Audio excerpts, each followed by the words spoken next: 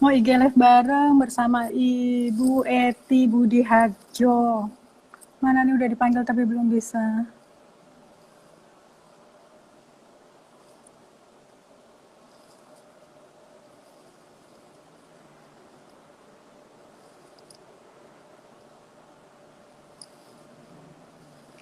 Ya, halo Ibu Eti.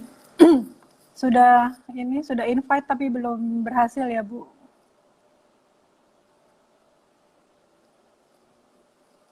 Kenapa ya?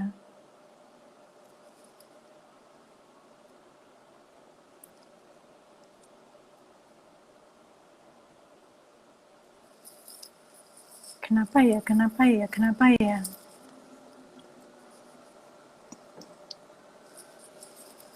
Unable to join.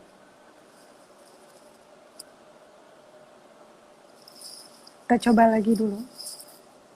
Ini narasumber yang mumpuni untuk bidang tulis menulis menjadi influencer. Ibu, akhirnya selamat malam Ibu. Ini rasa saya dapat bintang jatuh loh, dapat narasumber Ibu. Begitu browsing namanya Ibu Eti Budi Harjo.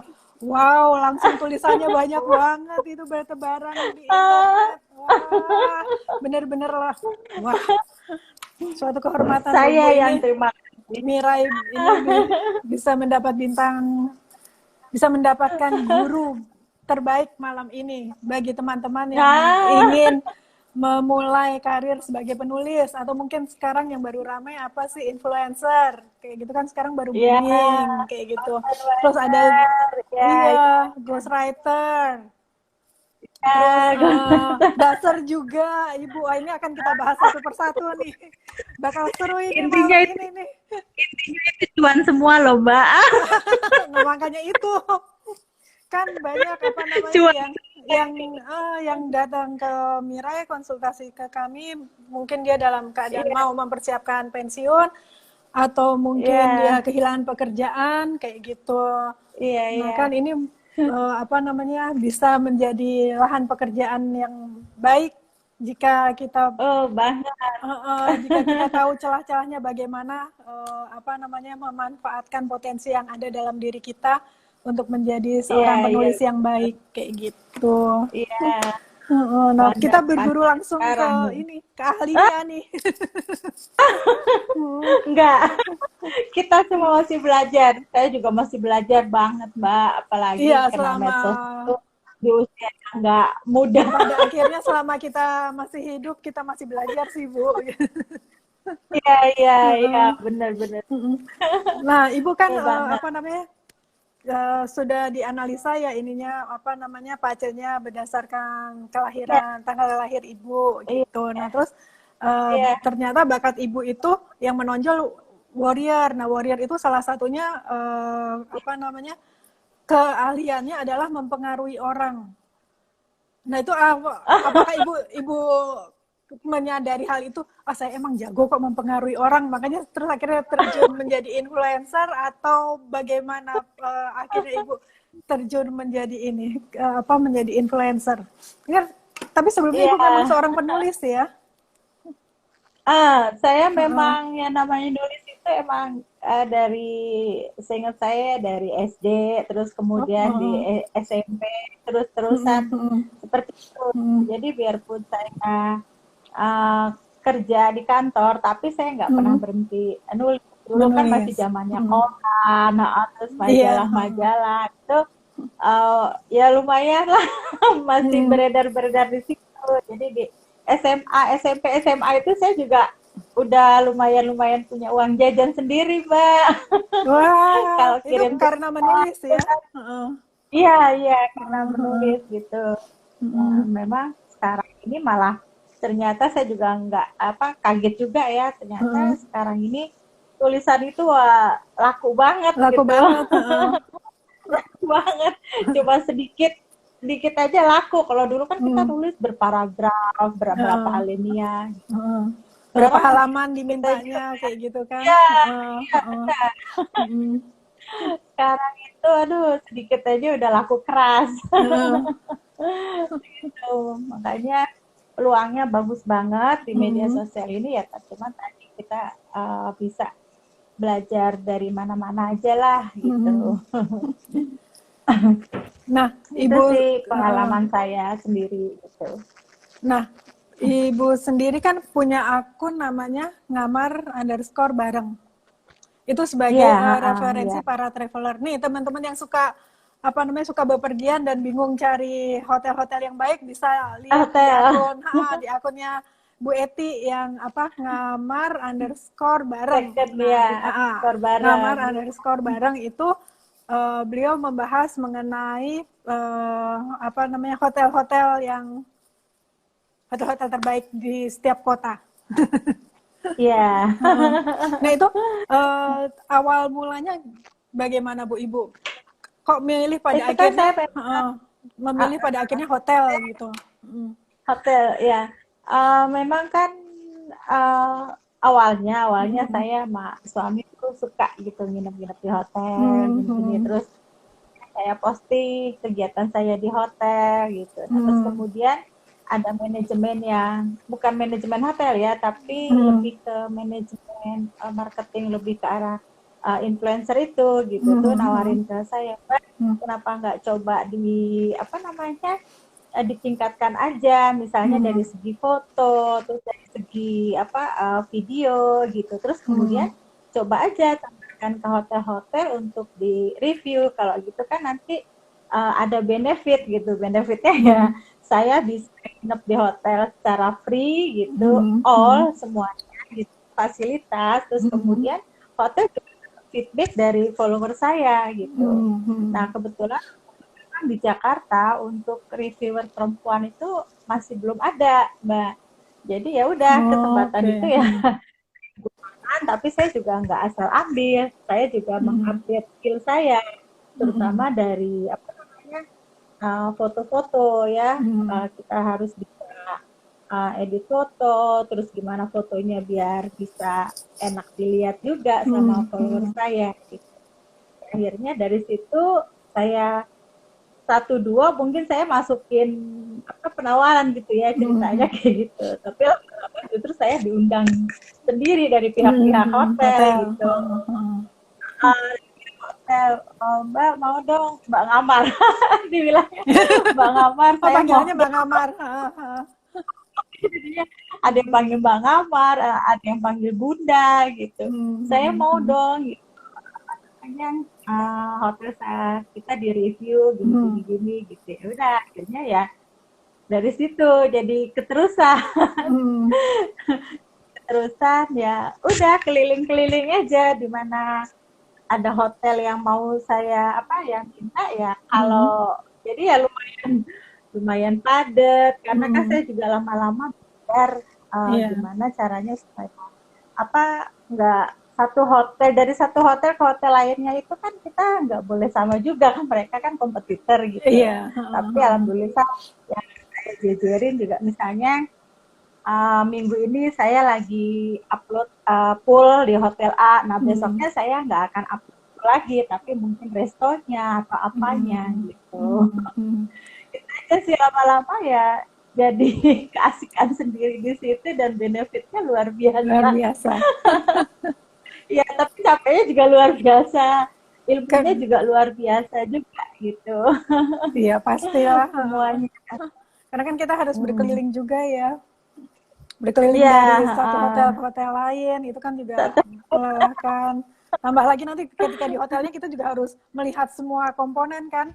Entah itu poolnya, iya, entah itu iya. restonya, entah itu kamarnya, Oh, betul seperti itu ya kan, banget. fasilitas di sana apa aja gitu kan, banquet Mm-mm. room. Saya dulu Iya, iya. tapi belum ini ya, belum Instagram belum ada kayaknya waktu itu. Saya bekas PR manajer sebuah hotel. Wah, Tapi itu masa lalu. senang. Senang banget akhirnya ketemu PR manager. Dulu itu masa lalu. Pernah berkarir sebagai PR manager sebuah hotel, chain Di hotel. hotel. Oh, Ya, iya. kalau sekarang masih berkarir teman saya. Iya, pasti saya kontak Bu Eti untuk Bu tolong dong dibantu. Ada Iya.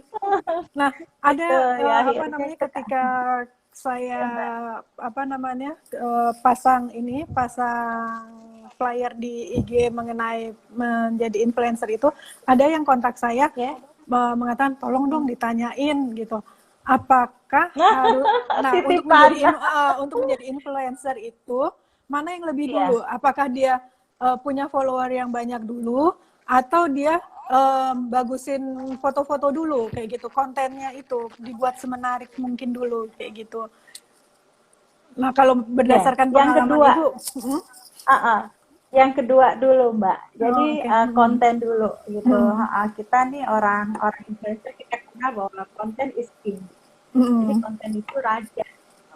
Orang tertarik dengan Instagram kita atau dengan media sosial kita lah, dengan Facebook kita, dengan Twitter kita, dengan apa yang ada di kita itu karena isinya. Semua pasti gitulah gitu. iya, Kita suka buat isinya yang manis, yang enak, yang legit. Jadi sebenarnya simpelnya di situ. Kita dulu, terus kemudian kita gali itu. Sebetulnya sih kalau pengalaman saya dan isinya itu sendiri nggak harus sulit-sulit Mbak. Jadi misalnya kita anak kegiatan ya, kegiatan anak-anak, kemudian kita bisa mengeksplor apa yang kita suka, entah itu bertanam, entah itu memasak. Wah, kalau memasak udah ngebelakang lah istilahnya ya. Masak, cocok tanam, atau misalnya bikin-bikin apa namanya souvenir tuh itu dulu gitu. Jadi nanti di situ bisa pertama kita bisa pakai buat jualan, terus kedua juga kita bisa tadi kita bisa jadi influencer juga, kita bisa buzzer. Nah, lama-lama di situ nanti follower kita senang gitu. Wah, aku suka nih ke akunnya Eti Budiarjo soalnya isinya ini gitu. Atau secara spesifik, nah memang akun saya itu lebih ke arah lifestyle yang Eti Budiarjo. Kalau yang kamar barang itu memang udah saya buat secara spesifik tuh buat khusus hotel. Akhirnya di situ banyak lah yang datang ke akun kita, kemudian follow, terus kemudian dia like atau share mungkin atau save. Nah kalau yang aku barang itu kebanyakan di save Mbak. iya, Jadi misalnya saya lagi di Bandung, di save dulu nanti kalau liburan ke Bandung saya mau ke hotel ini gitu. Kebanyakan seperti itu. iya. Jadi lebih Ya karena kan itu save udah sumber dulu Mbak. informasi Bu bagi kebanyakan orang. Iya, sumber informasi banget kayak gitu. Iya. Itu sih tips dari saya. Nih teman-teman yang bingung mau jadi influencer mulainya dari mana, ini tips dari Bu Eti, kita membuat konten yang menarik dulu. Nanti seiring perjalanan waktu pasti akan bertambah followernya ketika konten kita disukai oleh orang, seperti itu. Nah Bu, apa namanya di pekerjaan Ibu selain influencer, Ibu juga menulis sebagai ghostwriter. Nah kalau ghostwriter itu, kalau ghostwriter itu sepemahaman saya public figure ataupun mungkin juga perusahaan itu yang ingin menulis biografinya kayak gitu, tapi dia tidak punya waktu kayak gitu, sehingga sehingga meminta orang lain untuk menuliskan. Dia punya dia punya bakat menulis kayak gitu, dia senang menulis dan dia pengen banget untuk jadi ghostwriter kayak gitu. Nah, cara memasarkan dirinya itu bagaimana Bu? Apakah mengkontak mengkontak public figure atau mengontak sebuah perusahaan kayak gitu untuk menuliskan company profile-nya seperti itu, atau bagaimana kalau menurut Ibu yang sudah malang melintang sebagai ghostwriter nih? Kebanyakan saya kalau soal ghostwriter itu saya lebih dikenalin Mbak. Jadi perantara teman gitu. Dan memang yang saya sasar sebenarnya memang bukan public figure-nya, tapi di mana dia tuh pengen banget dirinya itu ditulis di buku gitu. Jadi malahan kebanyakan saya itu pertama memang tidak punya cukup waktu, tapi ya tadi skill menulisnya juga agak kurang gitu. Ya, tadi ya seperti yang saya udah baca ya, pace dari Mbak Yorita itu memang uh, nge-branding. Iya, Jadi heeh. saya agak bisa nge-branding, terus Mm-mm. kemudian cocoknya apa-apa. Mm-mm. Jadi misalnya nih, saya pengalaman ada pemimpin redaksi salah satu tabloid Mm-mm. yang terkenal ya gitu tuh, Mm-mm.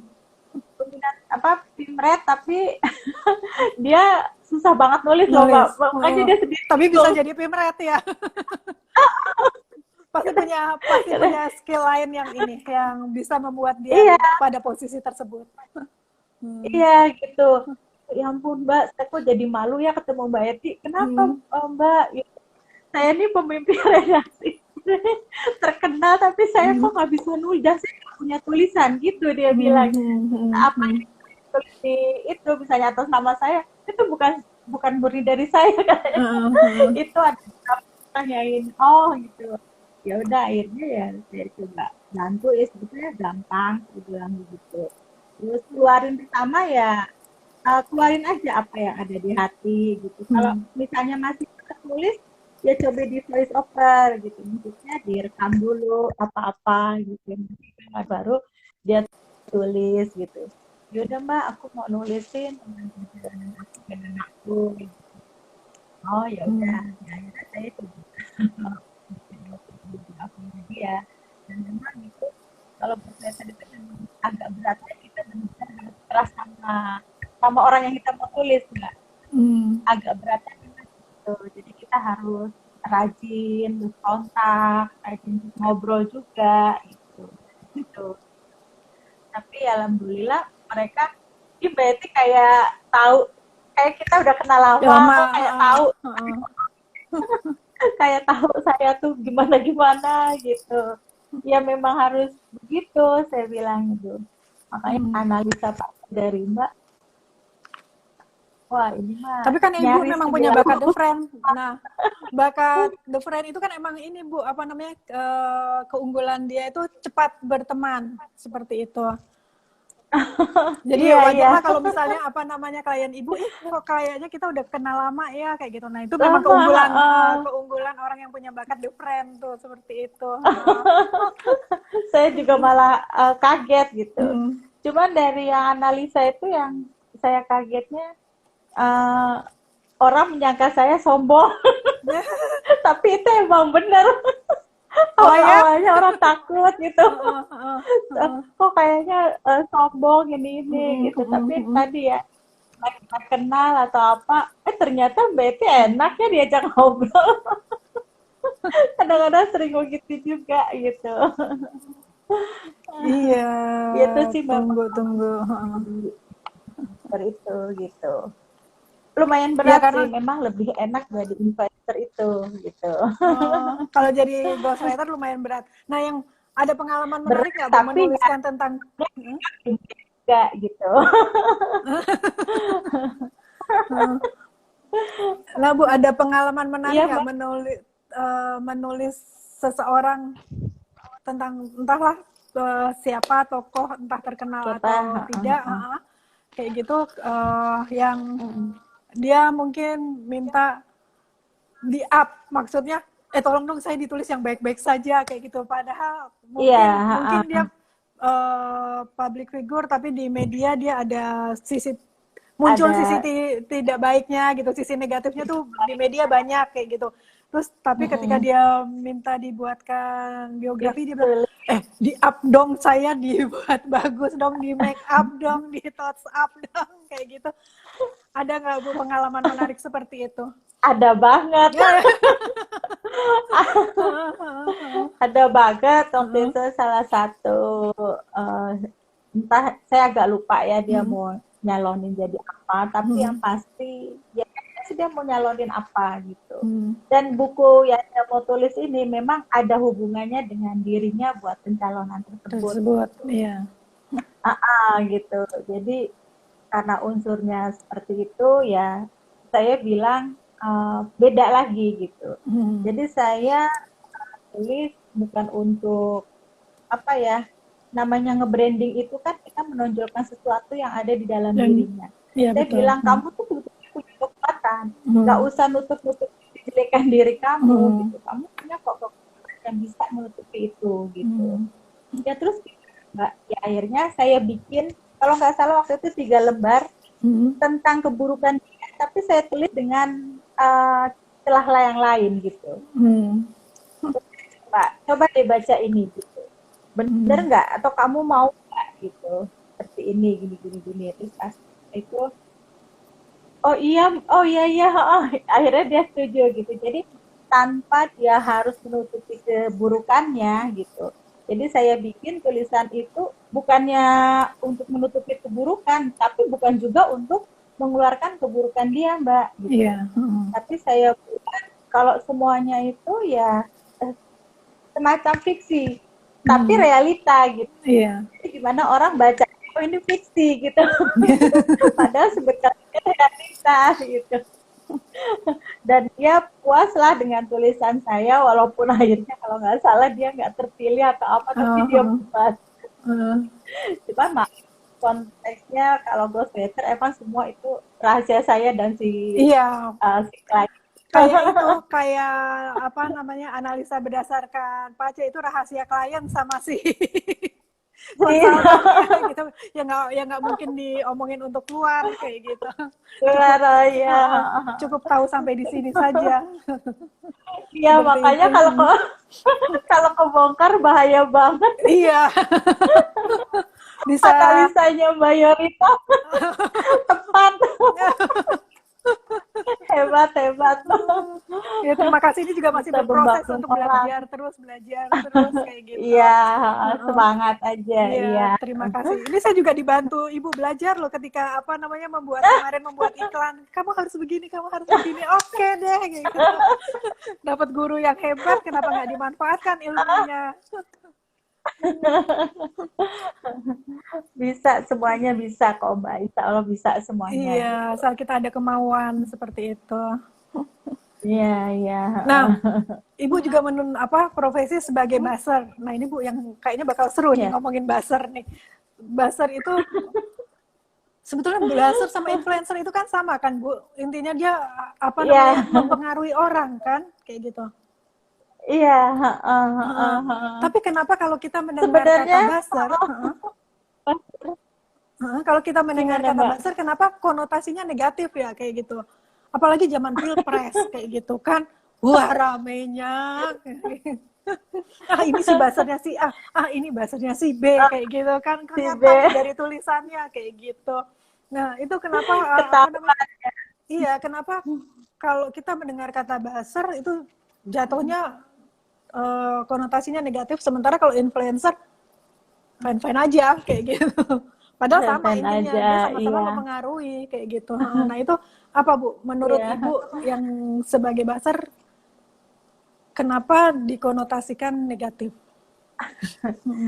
Itu memang suasana politik waktu itu memang yang bikin buzzer jadi negatif itu karena aura politiknya Mbak di situ.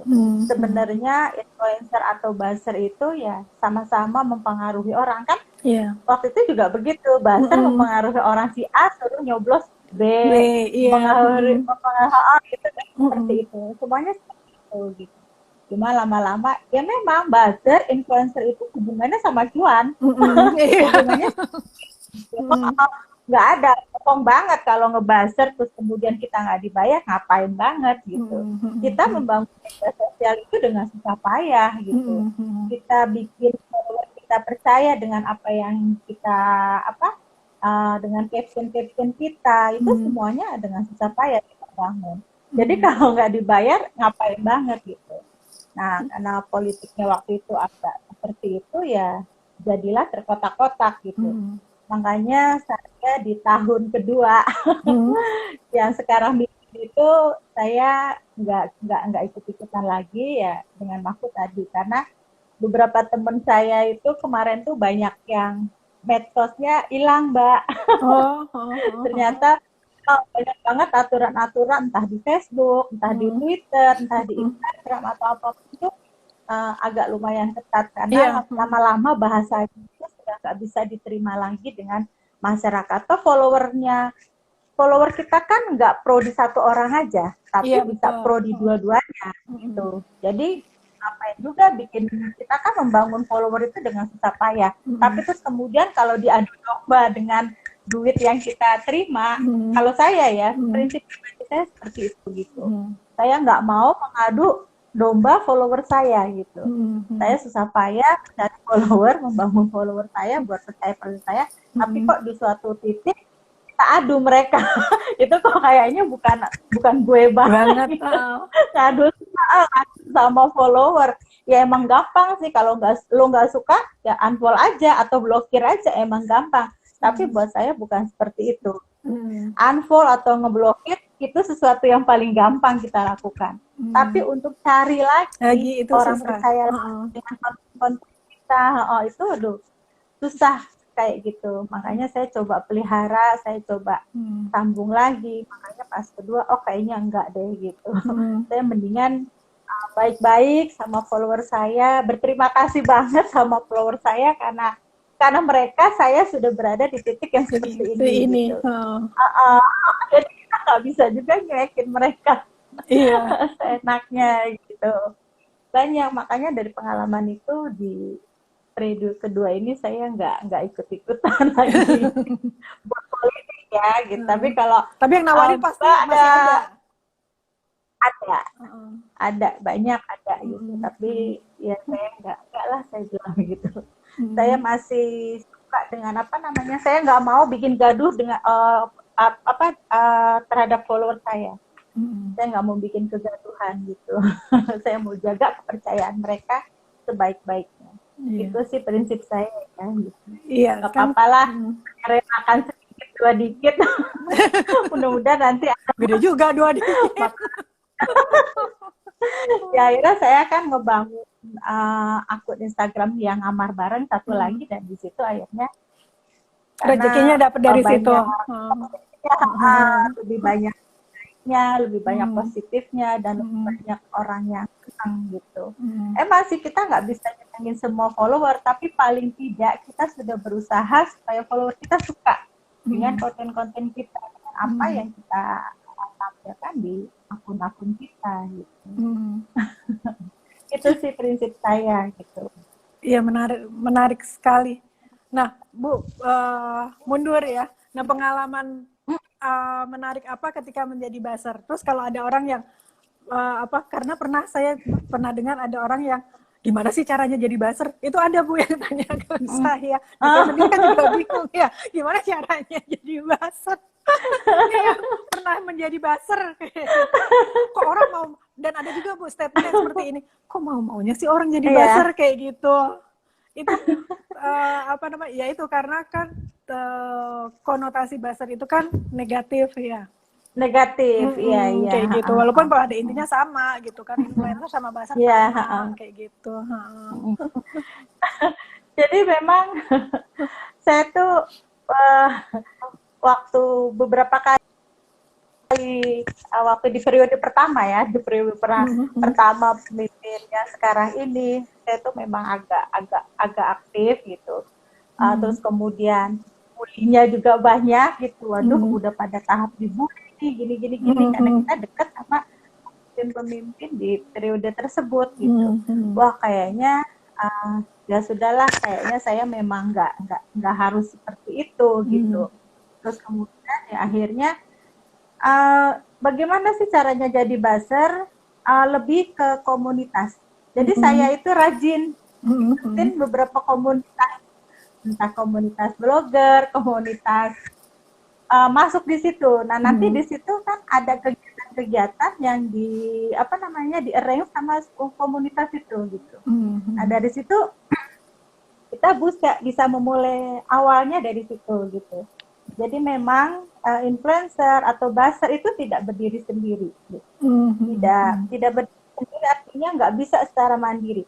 Karena kan namanya butuh orang banyak. Contoh lah misalnya kesehatan, dia mau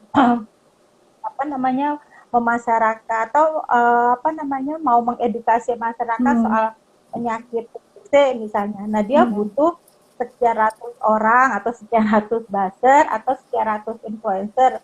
Nah, terus kemudian anggaplah satu influencer itu punya 10.000 follower. Kali 100 sudah berapa? Dan akhirnya informasi itu yang sudah bisa disebar ke seluruh masyarakat Indonesia tentang penyakit TBC, itu salah satu contohnya seperti itu. Jadi memang intinya kita berkomunitas. Kalau kita punya komunitas, itu ngelingnya banyak. Banyak. Banyak, bisa kemana-mana, bisa ngapain aja gitu. Itu banyak di situ gitu.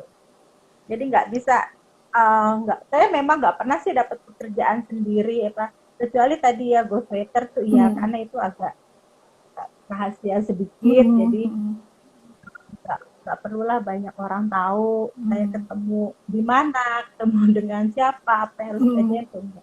Tapi influencer, buzzer itu wah open banget deh. Kita ngerjain apa, dibayarnya berapa, ngapain aja, terus share-nya gimana, produknya juga apa gitu, itu terbuka banget gitu. Nah ini yang apa yang pada pengen jadi influencer, ada 2 tips menarik dari Bu Ety. Pertama, kita harus memperbaiki konten. Kedua, kita ikut komunitas kayak gitu. Nah nanti dari situ kita bisa bisa dapat link yang banyak. Itu juga link itu juga hal yang berharga loh Bu, ya kan? Iya banget. Justru itu ya memang yang kita cari, itu linknya gitu. Iya. Jadi saya mungkin ujuk-ujuk saya tiba-tiba ketemu pejabat A tanpa ada itu nggak mungkin gitu. Ngapain juga gitu. Dia memang nggak butuh 1 orang, dia butuh banyak orang gitu. Iya. Butuh beberapa influencer yang misalnya followernya sekitar sekian gitu, karena saya mau ada produk atau apa yang saya mau sebarluaskan ke masyarakat.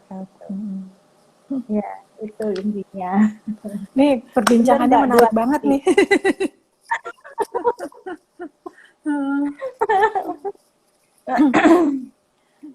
Terus dari berbagai pengalaman sebagai penulis dan akhirnya terjun menjadi influencer ini, menurut pengalaman Bu Ety sendiri, bagaimana kita bisa mereview secara jujur? Karena kan itu emang tantangan.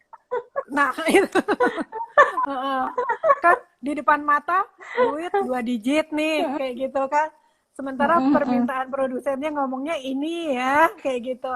Nah, ketika kita review produk ternyata kok begini gitu. Nah, itu bagaimana menyiasatinya sehingga menjadi sebuah tulisan yang menarik?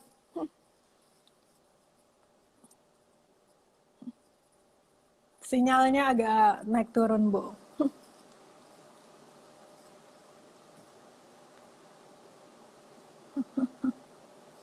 Memang tantangan banget sih Mbak. Jadi saya gini, tips dari saya pernah dikirimin waktu itu UMKM sih lebih tepatnya begitu, makanan lah, snack gitu.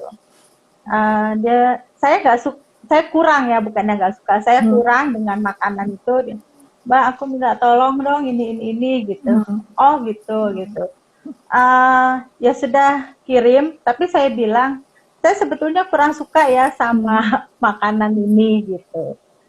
Saya nggak cicip, tapi saya lebih ke arah tekstur. Misalnya anggaplah cake ya atau bolu. Jadi kalau saya buka, saya robek atau saya cuil, bolunya itu empuk. Jadi saya bilang, nih lihat bolunya empuk. Padahal rasa nggak tahu. Nih lihat teksturnya lembut, bolunya empuk. Jadi ya dengan tangan aja, dengan gerakan tangan aja gitu. Tanpa saya harus memakannya, Mbak. Itu tips dari saya gitu. Karena ya UMKM, terus kebetulan saya juga kasihan juga kalau saya nggak bantu gitu. Apalagi dia udah Namanya kirimin produk itu kan dia pakai uang, Mbak, enggak gratis gitu. Jadi saya, oh ya sudah, saya bantu ini, tapi ya itu aja sih teknis saya gitu. Itu untuk produk. Nah beda kalau misalnya urusan sama kulit. Kalau sama kulit saya memang nggak berani. Jadi kalau misalnya saya coba, oh kayaknya agak bermasalah nih di kulit saya bilang kayaknya skincare-nya nggak cocok deh di kulit saya gitu. Jadi kalau saya pakai, saya khawatir malah nanti jatuh produk situ gitu. Oh gitu, Mbak gitu. Oh ya udah saya balikin aja. Nanti saya balikin nggak apa-apa, saya ganti uang paketnya, saya bilang gitu.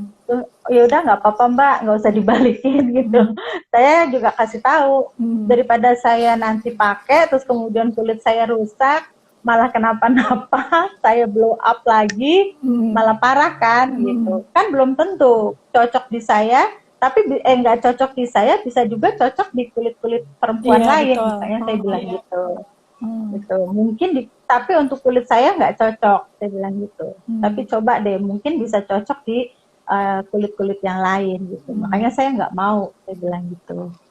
Itu sih tip-tip dari saya. Tapi yang penting makanya semua reviewan saya itu jujur dalam arti kalau glowing emang bener kelihatan, saya lihat di cermin emang bener muka saya glowing. Terus bener-bener halus. Nah itu makanya senangnya produk-produk yang seperti itu Mbak, reviewnya bener-bener saya nggak begitu banyak banget ngebohongin ya, maksudnya ngebohongin mau lebih-lebihkan. Saya nggak tipe, saya bukan tipe influencer yang melebih-lebihkan banget gitu. Misalnya glowingnya sampai laler aja nemplok kepleset. Terus saya nggak kayak gitu.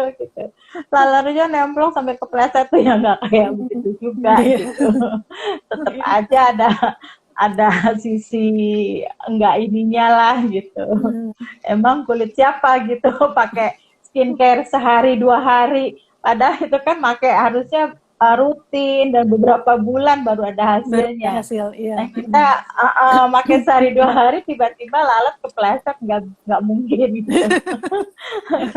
dan sebetulnya ada nggak sih lalat bisa sampai kepleset kayak gitu? Nah itu saya sendiri aja walaupun yang sampai yang bilang walaupun misalnya yang pakai artis mulus apapun saya juga belum pernah tahu, makanya hiperbol banget. Lalat sampai kepleset itu sebenarnya ada nggak sih? Harus makanya peneliti biologi sebenarnya ada nggak sih lalat itu kepleset? Pernah nggak dia kepleset? Habis pakai skincare A misalnya. Ini menarik banget ini bincang-bincang pengalamannya banyak diituin banget. Ya, pernah menolak ini ketika ditawari untuk pekerjaan apalah itu sebagai penulis, entah itu ghostwriter, entah itu influencer, entah itu buzzer, kayak gitu, pernah dengan tegas menyatakan bahwa saya tidak mau kayak gitu? Iya, kebanyakan sih kemarin yang politik ya, terus kemudian yang SOW, maksudnya yang gridline-nya atau job-nya juga banyak yang yang nggak kita sanggup kita kerjain gitu, maksudnya di luar nalar lah gitu. Itu juga bisa saya tolak juga gitu. Nah terus kemudian terutama kan gini ya Mbak, saya tuh prinsipnya ini kan ke follower saya yang saya sendiri followernya macem-macem maunya, macem-macem sifatnya, macem-macem karakternya gitu. Jadi nggak bisa misalnya skincare-nya itu ternyata, jadi saya kalau dapat produk, anggaplah misalnya skincare tuh saya browsing dulu harganya berapa gitu. Nah kalau saya tahu ini, saya lihat follower saya kayaknya menengah ke bawah deh mayoritas. Jadi saya nggak akan pernah bisa bilang ini murah loh gitu tuh enggak gitu. Jadi saya bisa bilang coba deh cek harganya di online shop toko kesayangan kalian. Nah, paling saya bilang gitu. Jadi biarin mereka yang cek, bukan saya yang bilang murah, enggak. Belum tentu murahnya saya. Ya, karena kan murah buat relatif, follower iya, saya. ukuran enak, nggak enak, Iya. murah, mahal, itu kan sesuatu yang relatif kan, jadi kita Iya. nggak bisa kayak gitu. Iya. Ini ada Makanya saya balik lagi ke follower gitu. ada hal yang menarik terkait dengan influencer. Apa namanya? Ada beberapa, saya sempat membaca bahwa aduh, influencer A gila mintanya macem-macem banget untuk apa nge-review produk kayak gitu, Bu. Iya. Terus gila ini orang satu kali ini mahal banget, apa namanya, satu kali tayang aja Sayang. cuman berapa menit mintanya 2 digit kayak gitu. Udah Kan, gitu dia iya. minta produk A, B, C, D, minta untuk apa namanya giveaway kayak gitu segala macam lah persyaratan yang menurut produsen itu nggak masuk akal. Nah menurut Ibu sendiri sebagai Akal. influencer bagaimana? Iya. Saya memang secukupnya. Saya semua serba saya komunikasikan. Misalnya hotel gitu. Penawaran ya, penawaran. Kan biasanya sebenarnya dua arah.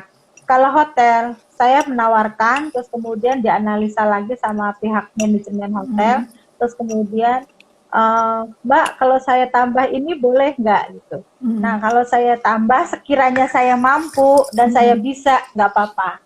Nggak apa-apa, saya kasih free gitu. Ini semata-mata buat menjaga hubungan gitu, menjaga apa kedepannya gitu. Karena itu buat saya juga penting menjaga hubungan kepada apa terhadap klien-klien saya itu penting banget ya buat saya.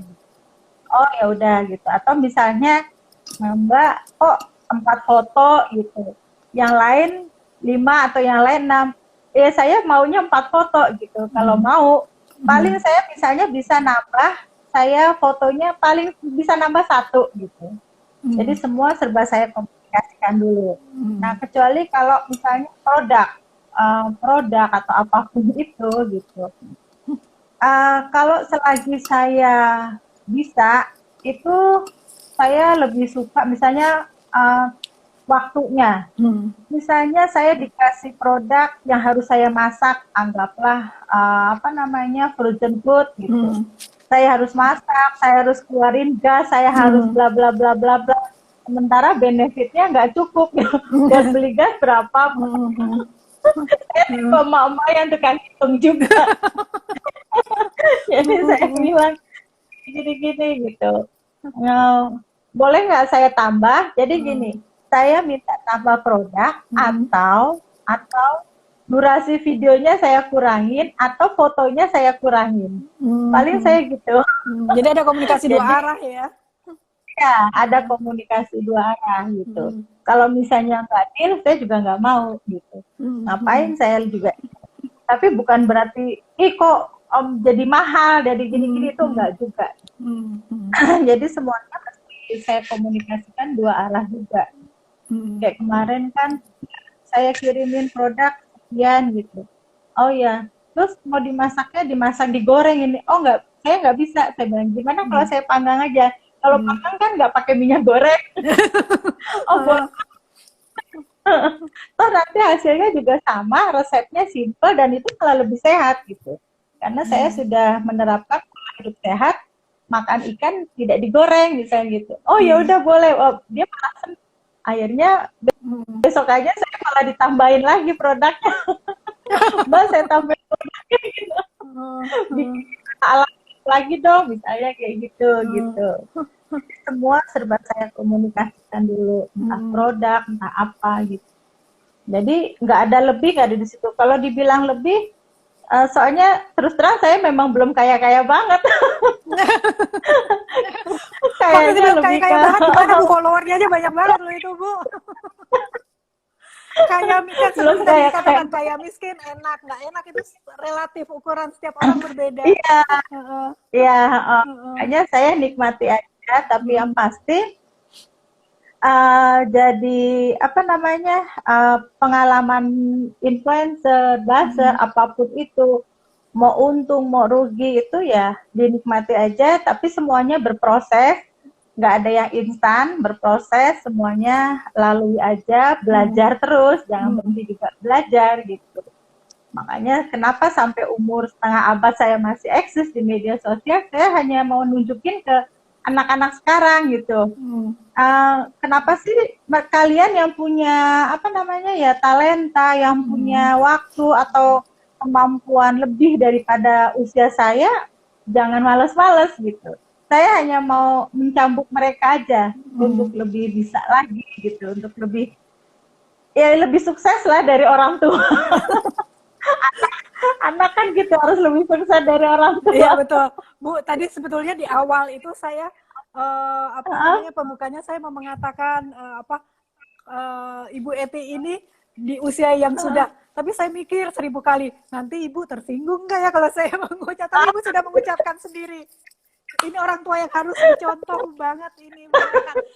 Dalam usia yang sudah tidak muda tapi masih produktif. Itu yang sekarang apa namanya dicari, bagaimana ya saya masih bisa di usia tua saya masih bisa produktif seperti itu. Karena banyak apa namanya klien saya juga yang dia sedang bingung mempersiapkan pensiun seperti itu kan, seperti tadi di awal saya bilang dia datang ke saya mau mempersiapkan pensiun, apa ya yang bisa saya lakukan kayak gitu. Ini kan contoh-contoh apa namanya contoh baik sekali di usia yang seperti Ibu katakan sudah kayak gitu, tapi masih sudah setengah abad.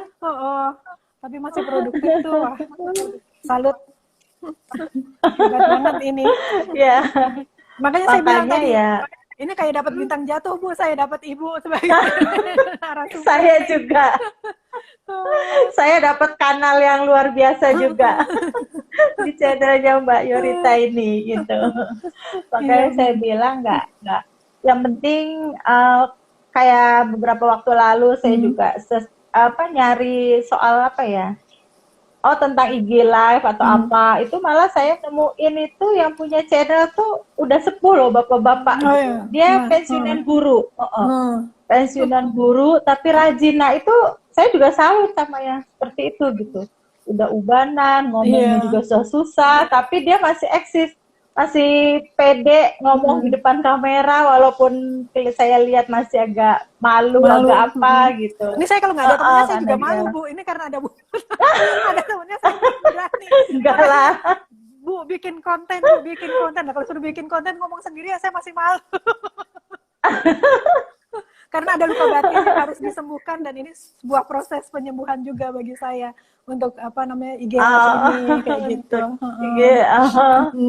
Iya memang ini banget sih IG live atau apa itu ya itu tadi bisa buat apa namanya healing juga ya gitu. Kadang-kadang healing atau melupakan percaya diri, melupakan ketidakpercaya diri kita gitu. Itu bisa jadi booster juga buat kita. Makanya saya bilang, saya komen tuh di YouTube-nya si Bapak tadi itu, balik lagi ke Bapak itu, Bu. Bapak saya salut banget gitu, masih bisa eksis, masih bisa menyapa mantan-mantan muridnya dia gitu. Dia bilang pakai bahasa Jawa gitu, artinya habis saya juga tadinya bingung mau ngapain lagi gitu, sementara saya udah sendiri, murid-murid saya sudah kemana-mana, dia bilang, tapi jadi itu makanya healingnya di situ tuh Mbak. Saya tiba-tiba saya merasa sendiri, padahal dulu banyak ribuan murid saya ajar, saya ini dan mereka semua ada di mana-mana, maksudnya tersebar kali ya, tersebar ke berbagai daerah atau ke berbagai negara gitu. Sementara dia sudah pensiun, diem di rumah. Akhirnya, iya kan dia diem di rumah gitu. Ya udah, akhirnya saya coba itu deh, namanya kalau nggak salah isi channel atau apa gitu. Jadi dia cuma ngisi hal-hal yang remeh-temeh ya, tapi ya lumayan ya, nonton bisa sampai 100, 200, dia udah seneng banget. Iya. Oh iya gitu ya Pak, iya gitu. Jadi saya bingung memasuki masa pensiun, mau ngapain. dari yang setiap hari dikelilingi oleh ratusan murid, sekarang saya Iya, sama sekali nggak terlalu ada rame. yang Iya. ini.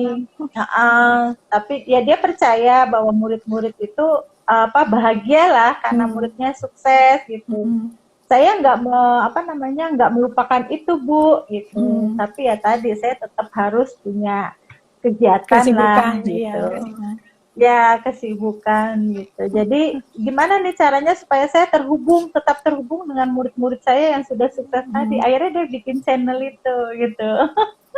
Itu juga jadi Menarik, menarik. pelajaran juga buat saya. Iya, heeh. Mm. Wah, hebat banget sih Bapak. Padahal dia cuma pakai kaos-kaos biasa di Dan rumah hebatnya, gitu. dan saya pernah menulis di Iya. IG saya tentang guru, hebatnya seorang guru yaitu, dan karakter seperti itu tidak Heeh. dimiliki semua orang.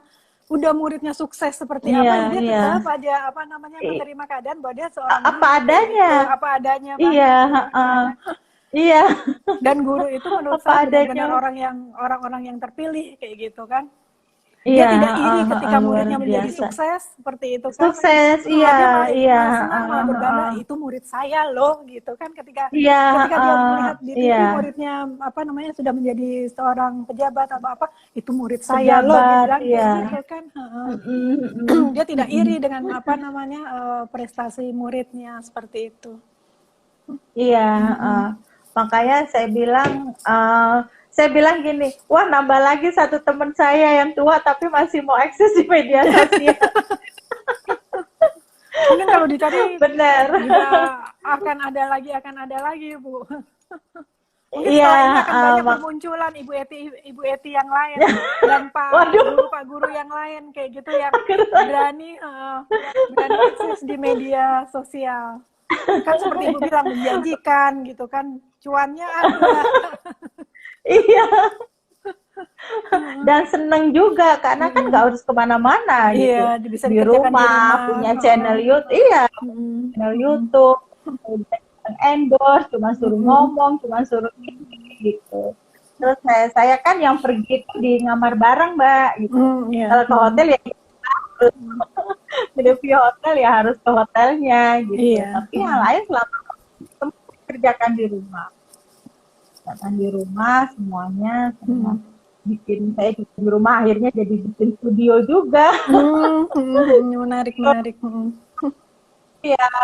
Jadi kalau sampai cucu saya bilang, Eyang belinya ring light tuh, katanya gitu, beli tripod.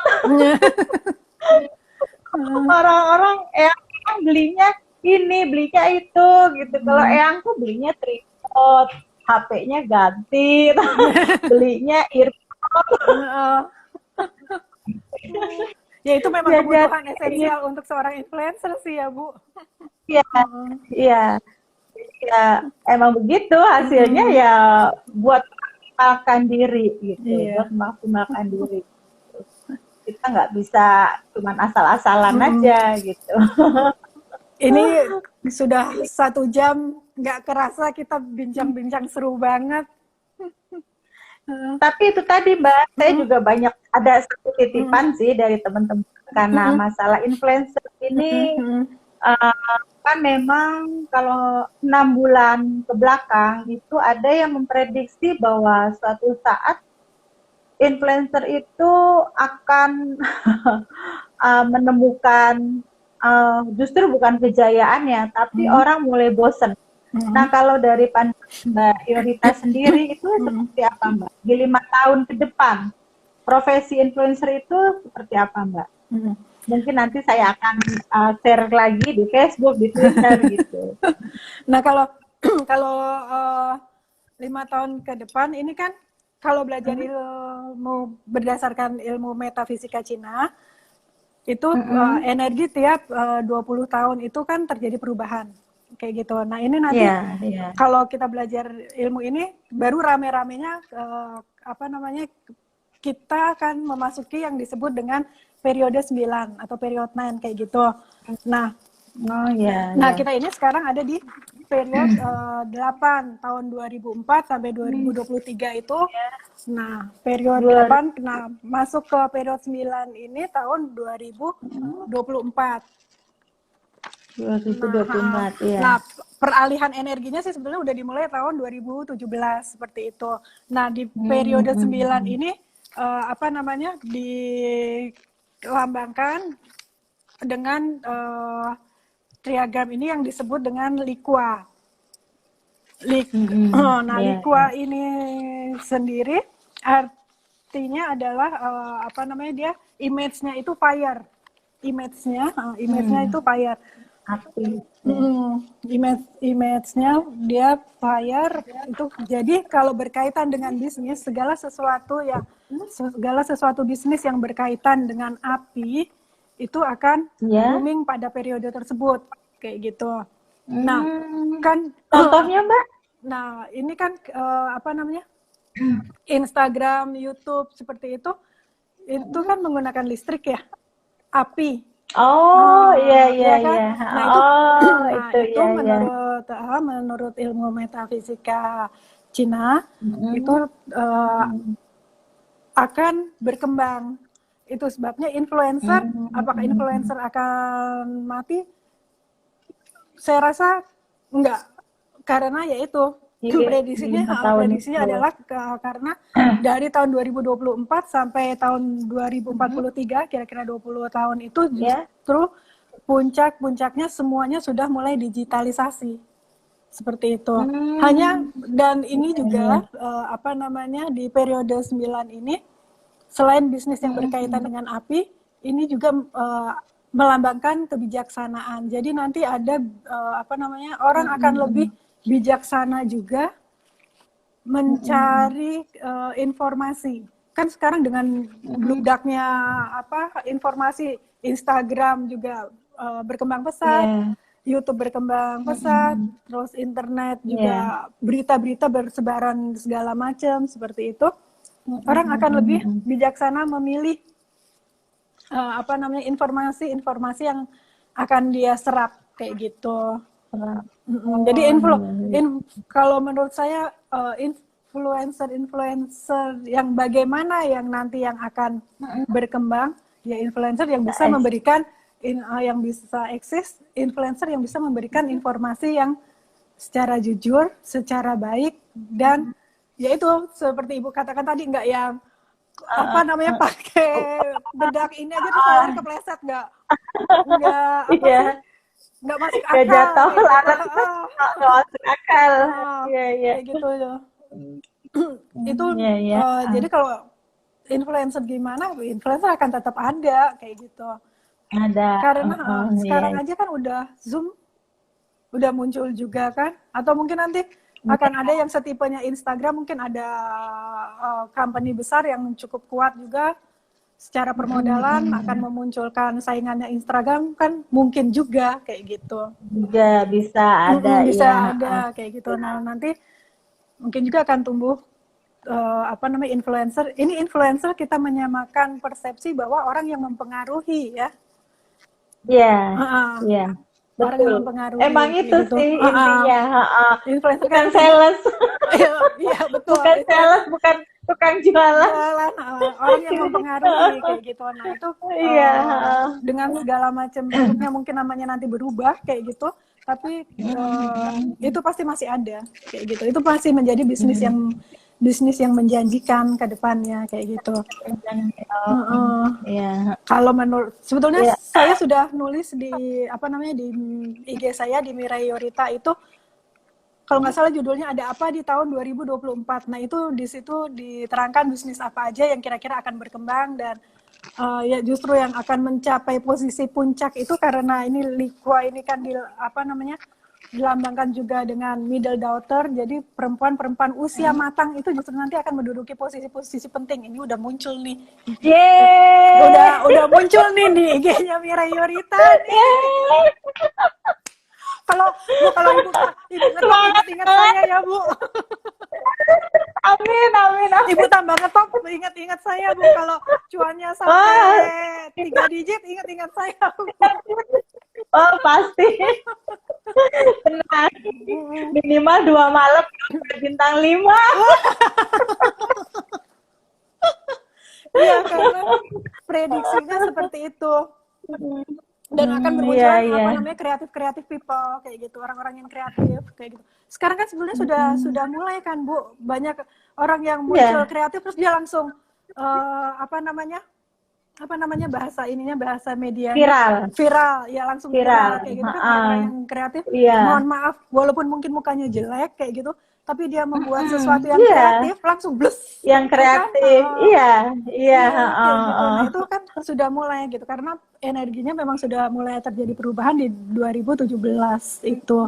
Nah, kalau ngelihat apa namanya middle daughter atau orang-orang pada usia mapan sudah punya posisi-posisi penting kan, kita juga bisa ngelihat wakil presiden Amerika Serikat itu kan juga bukan apa namanya, Yang, bukan laki-laki yang yang sekarang sekarang. ini kan perempuan Ya, dengan usia juga sudah apa namanya, sudah matang kayak gitu kan. udah matang. Terus Iya, juga iya, ada perdana menteri dari mana ya, Finlandia ya, sebelumnya perdana menteri dari Finlandia ya, yang perempuan itu juga kan yang kepilih itu kan juga usianya tidak apa namanya, udah pada usia matang juga gitu, dia terpilih iya. sebagai perdana menteri. Nah, sudah terjadi perubahan. Nah, apa sudah terjadi perubahan energi tersebut. Nah, nanti puncaknya 2024 ke atas, Bu, kayak gitu. Kata, oh, Jadi yang amin. memasuki perempuan-perempuan usia matang yang Usia matang. memasuki masa-masa pensiun, saya harus jadi apa? Mm-mm. Nih, sudah saya hadirkan influencer dengan usia matang yang bisa dicontoh, yang ilmunya bisa diambil. Ayo, ayo. Nih, gratis, tis, ilmunya Gratis. dibagikan gratis. Monggo gitu kan, tinggal kitanya mau atau enggak gitu kan, kitanya mau enggak berusaha Iya, gitu. iya. Kalau kalau saya tidak punya kemampuan untuk ngomong seperti Bu Eti, saya tidak punya kemampuan menulis, ya belajar. Jangan malas belajar karena semuanya juga Ya. apa namanya bisa diupayakan untuk menjadi bisa, asal kita mau kan. Ya, karena buat saya pribadi media sosial itu peluang sekaligus ruang. Peluang buat kita lebih banyak berkreativitas dan menghasilkan sesuatu, terus ruang buat kita belajar. Tadinya saya awal-awal masuk belajarnya sama siapa ya? Kita masih mikir sama siapa loh Mbak? Saya belajarnya sama siapa ya? Belajar edit foto sama siapa? Lebih ke orang gitu. Tapi pas lama, loh kenapa saya harus ke si Budi, si Ari atau siapa? Tidak. Tapi cari aja di internet, di Google. Oh begini caranya foto, oh begini caranya ini video gitu. Jadi lebih ke arah, oh begini. Jadi memang teman kita saat ini ya media sosial gitu. Iya. Itu ruang buat saya. Dan juga sebagai guru kita, karena kan banyak juga guru, iya. asal kita pandai memilih-milih informasi yang baik kayak gitu. Iya, makanya saya bilang peluang sekaligus ruang kalau buat saya. Gitu. Dan itu peluangnya masih terbuka lebar kok Bu untuk menjadi influencer. Ya paling influencer kalau dikatakan bahwa apa namanya akan runtuh, influencer itu akan runtuh tidak dalam waktu dekat seperti itu, 5 tahun ke depan masih ada seperti itu. Ini akan masih terus berkembang karena ya itu semuanya sudah mulai digitalize ya. Tapi ya orang akan lebih hati-hati untuk memilih informasi seperti itu. Sebenarnya kan bisnis apa aja asal kita tidak hati-hati kan bisa jatuh ya, termasuk juga influencer. Nah kalau influencernya dia mintanya di apa kalau bahasa anak saya ngadi-ngadi, ngada-ngada kayak gitu. Iya, ngada-ngada kayak gitu. Kalau dia mintanya ngada-ngada, ya mungkin dia tidak akan dipakai lagi karena kan orang juga semakin bisa melihat ya bahwa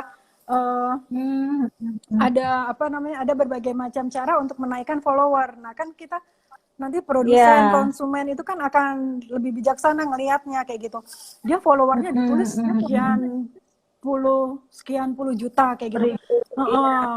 Sekian puluh juta. Tapi kok dia ketika mengadakan IG Live yang nonton cuman segini. Terus ketika dimasukin ke IGTV kok nggak berbanding lurus kayak gitu kan, orang kan pasti akan menilai seperti itu. Nah, mungkin kalaupun mau menjadi influencer dan influencer yang diperhitungkan ya kita harus bersikap jujur juga kan, realistis realistis juga.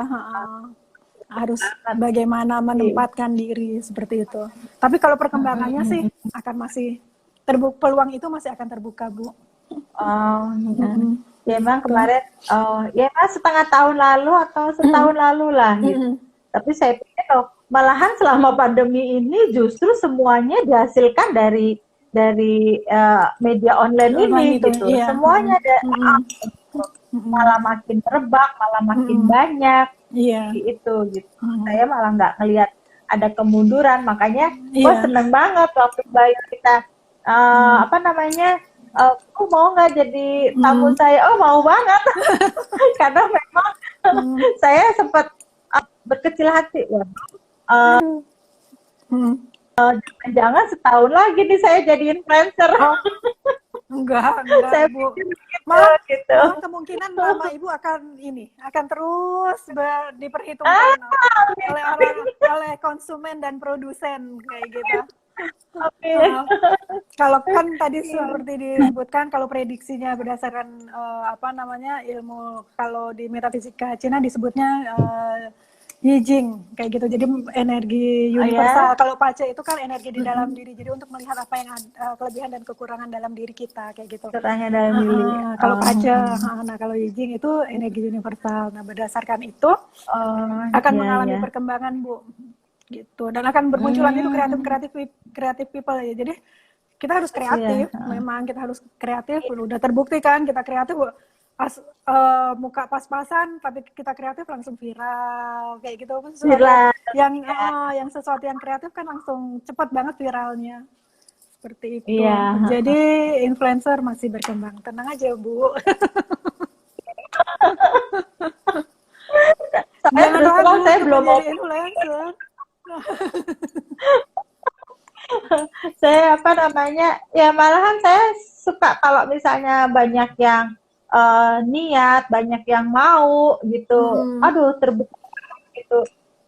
Kenapa enggak gitu? Toh nggak pandang usia. Kadang-kadang memang kadang-kadang ada brand yang mengkategorikan usia. Jadi pernah saya punya pengalaman brand makanan gitu. Khusus buat umur di bawah 40 sih. Terus saya tanya, langsung saya lewat japrian pribadi gitu. Hubungannya apa ya antara makanan dan umur? Agak tersinggung nih yang di atas 30. Itu kan yang dilihat kan makanannya. Cantik nggak fotonya? Bagus nggak fotonya? Cantik nggak platingnya? Jadi bukan mukanya saya gitu. Emang harus saya tampil dengan makanan saya itu gitu. Ya nggak juga sih, Bu, di mana aja bisa. Ya udah, saya boleh nggak nih daftar karena usia saya udah sekian setengah abad. Oh ya udah boleh, Bu. Dasar nggak mau ketinggalan. Loh, Bu, nggak ada hubungannya. Rezeki kita mah harus ini, nggak boleh ketinggalan, Bu. Gimana pun caranya asal baik kayak gitu kan harus kita upayakan. Iya gitu. Ini seru banget ini. Boleh nggak? Gitu. Iya nih aduh. Jadi nggak enak ya. Nggak apa-apa.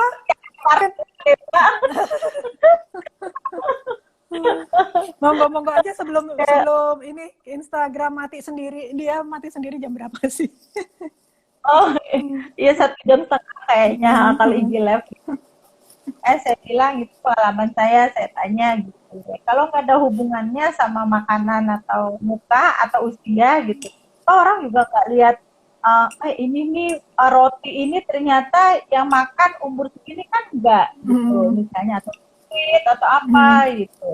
Tapi kan lebih ke arah oh ya fotonya bagus, terus bisnisnya kelihatan enak walaupun ada di Instagram yang pemiliknya orang udah udah manula, saya bilang gitu. Oh iya, dia malah jadi dapat insight dari saya loh, Mbak. Iya gitu. Kalau nggak ada hubungannya ngapain dibatasi umur, saya bilang gitu. Iya. Ya, Bu, daftar aja daftar. Tadinya saya belum tahu produknya apa, pas saya lihat biskuit, ya ini mah juga biskuit saya yang makan, saya juga suka gitu. Oh iya gitu. Berarti saya boleh dong tampil sama diri saya, boleh gitu. Nanti ini deh, kalau nggak percaya fotonya saya kirim di ini dulu gitu, pertimbangkan dulu. Kan kalau hotel juga sebagian begitu Mbak. Jadi ada foto yang dimana dia harus dipertimbangkan dulu gitu. Saya bilang, udah nggak masalah, saya bilang gitu. Yang penting fair aja penilaiannya. Asal jangan yang nggak fair, saya bilang gitu. Oh iya, iya nggak apa-apa. Nggak punya ibu yang kepilih nih, jangan-jangan.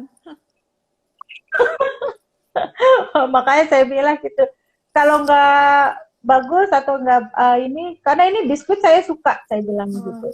Oh iya, bagus kok, boleh dimasukin. Akhirnya saya foto sama biskuit juga akhirnya. Jadi modelnya Nanti kita biskuit lihat itu ya Bu? Iya, nanti kita lihat komennya ya, ada yang nanya nggak umur saya berapa? Ternyata nggak ada. Pada nanya biskuit. Akhirnya kan sekarang juga saya screenshot, saya kirim nih ya, nggak ada yang nanya umur saya, tapi yang nanya biskuitnya enak, ini gitu, lebih ke arah produk yang saya apa namanya Review. saya kenalkan, saya ya saya review. Oh iya Bu, makasih. Kadang-kadang memang edukasi itu harus dua arah sih Mbak. Kita doang, brand juga, terus kemudian brand kita juga masih banyak yang belum banyak penuhnya gitu. Kayak gitu tuh memang perlu juga ternyata. Deh kayaknya nanti apa namanya seiring perjalanan waktu kita sama-sama memperhatikan ya Bu ya. Ini nanti yang bakal jadi model nggak harus kurus kering kayak yang sekarang ini kan yang namanya model di dalam model apa untuk suatu brand kayak gitu kan yang langsing kurus tinggi langsing putih kayak gitu kan.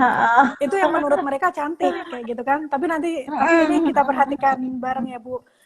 Nanti boleh. dia yang cabi kayak gitu tuh akan menjadi model juga kayak gitu. Yang kulitnya sawo mateng kayak gitu. Jadi nggak arahnya nanti berubah untuk apa namanya definisi cantik. Udah nggak kurus tinggi langsing putih lagi kayak gitu. Tapi lebih kepada apa menjadi diri sendiri. Kayak gitu, entah itu kamu kulit hitam, entah itu kamu kulit sawo mateng, apa kamu kulit sawo busuk kayak gitu. Terus terus apakah kamu kurus kering atau bagaimana, itu sudah enggak ini lagi, udah tidak menjadi standar. Itu loh yang namanya cantik tuh kayak gitu, yang dagunya lancip-lancip kayak gitu tuh udah lagi. Nanti yang double chin kayak gitu akan banyak bermunculan sebagai iklan kayak gitu. Nggak tahu nanti saya kepilih jadi model iklan apa ini udah double chin juga. Jadi kan cocok Mbak Yorita mah apa aja. Jadi nanti seiring perjalanan waktu kita sama-sama melihat bahwa terjadi pergeseran seperti itu. Iklan Nike sama iklan Adidas kalau nggak salah sudah mulai memunculkan orang mohon maaf kulit warna hitam dengan tubuh yang tidak tinggi langsing lagi sebagai iklannya. Waktu itu saya sempat lihat di IG-nya mereka seperti itu. Saya juga jadi ingat Mbak waktu beberapa tahun, 2 atau 3 tahun lalu itu saya waktu itu ikut sama self development juga, tapi narsumnya ini punya buku gitu. Dia tuh buku yang senang menyelidiki, misalnya contoh yang paling laris kulit hitam apa kulit putih gitu. Terus kita semua audiens milihnya putih gitu. Ternyata salah gitu. Salah, ternyata yang paling laris produk ini dipakai oleh orang kulit hitam. Padahal sebenarnya produk ini diperuntukkan buat orang kulit putih. Tapi ternyata modelnya ini model kulit hitam. Karena udah diuji coba mau pakai model kulit putih tuh nggak laku Mbak produknya. Gitu. Terus kemudian kenapa nih produk saya buat kulit putih, terus kemudian modelnya kulit putih tapi nggak laku. Akhirnya diuji cobakan ke model yang kulit hitam. Terus yang rambutnya apa tuh namanya kayak sapu ijuk gitu, kasar-kasar gitu. Ternyata itu produknya laku kelas Mbak.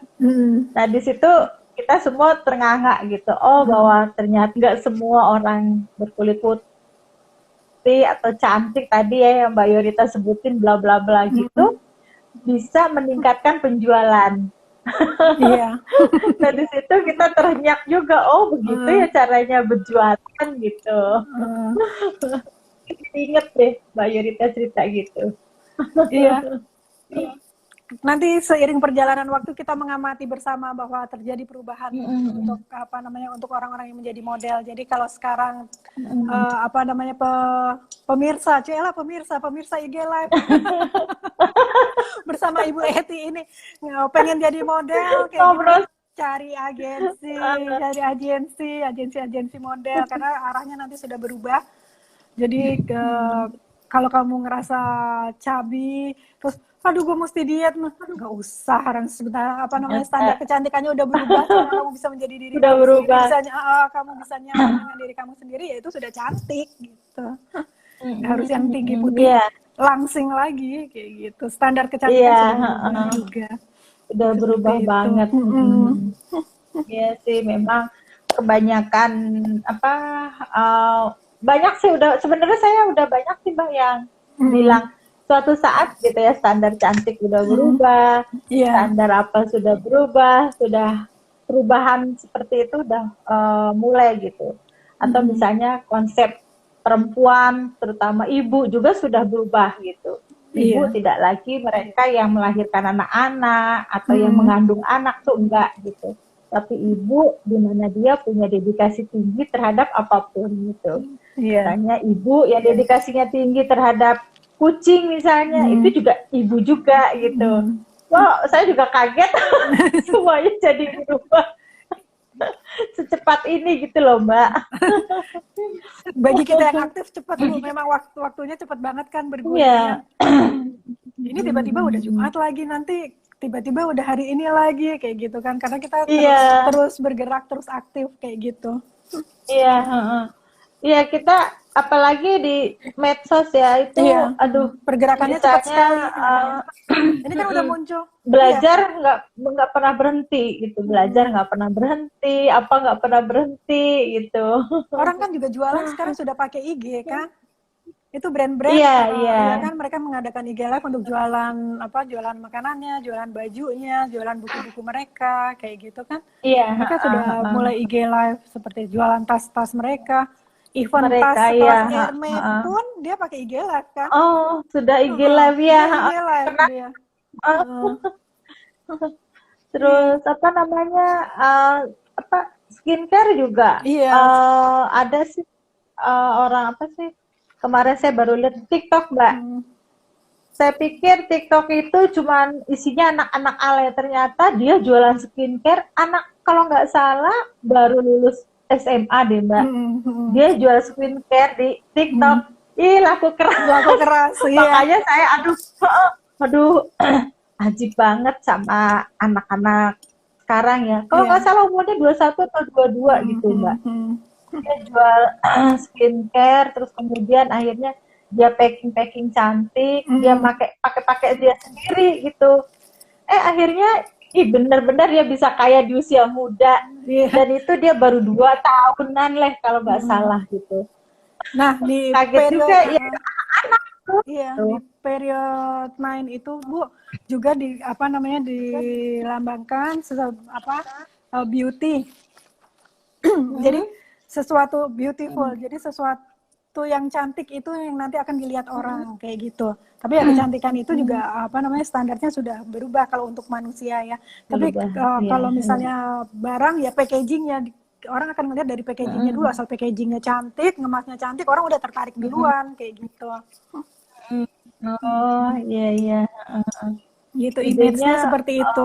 Jadi kita harus pintar mengemas dagangan kita juga. Kalau misalnya kalau kita dagang sesuatu ya, kalau kita dagang jasa ya kita harus pintar mengemasnya kayak gitu.